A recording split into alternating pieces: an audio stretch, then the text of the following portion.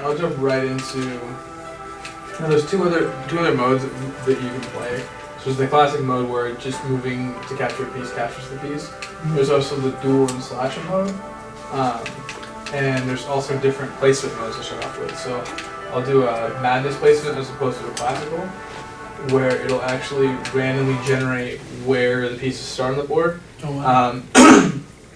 It does a couple things. Is not only were we trying to make it a little bit more engaging as chess visually, but to introduce some scenarios where players are a little bit more challenged than just saying like this is the classic chess setup and stuff like that, and moving forward with that. But forcing even the most experienced players to kind of reevaluate the moves from the very beginning of the game and stuff like that, and move a little bit more on the fly. So slasher mode is essentially if I move to capture a piece, instead of just capturing it straight up, it'll move into this little kind of mini game where I control whatever piece, in this case a rook, right?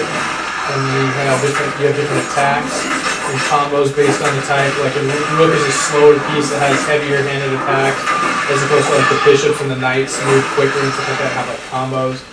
So each piece has a little like group that it kind of runs on the board with, and as like you'll see here, if you attack and win, you take the square. However, if you attack and lose, which based on the type.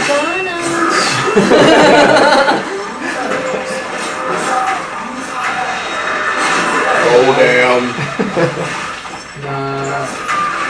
You can do it. I have faith in you. I know. Don't believe in yourself. Believe in me, who believes in you.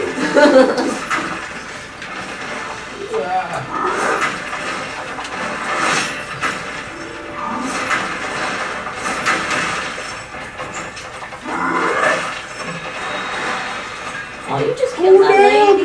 Violence against women?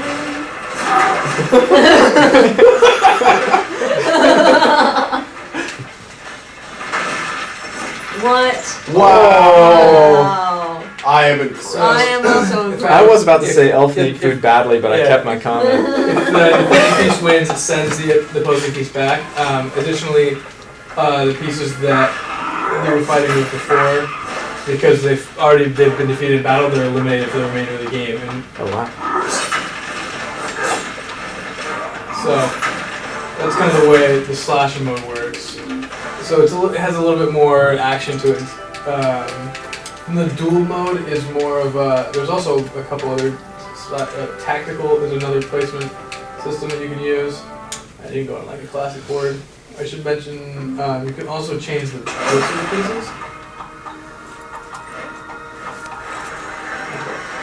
So she's actually just moves into this kind of quick time related. See down over on the left. And based on the combinations as far as what character you're playing as, what the other one's playing as. And you go into this quick time related kind of mini game. So it's a little bit less action oriented than the slasher mode, but still not real easy because it gets faster and faster the further you go along. And then like if it's a pawn fighting queen, it's more difficult to hit all the combos. And if two players are playing each other, they're going at the same time, and it's whoever loses first. Finish her. Oh! I messed up, and because I missed one whole thing, I'm almost dead now. So, but I still win. So if I'm like terrible at chess, which I am, there's a possibility that I could like win just by being better at having like well-timed button pressing. Cool. I like this.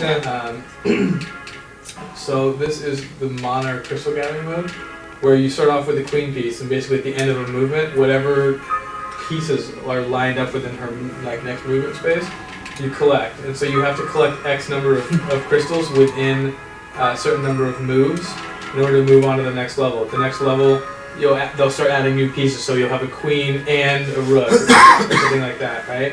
And then it starts adding obstacles like blocks, so you can't gather through those. And so it's just this fun little kind of puzzly mini game. That's pretty cool. It's stupid addictive. It's stupid addictive, and it doesn't really have anything to do with chess in a classic sense.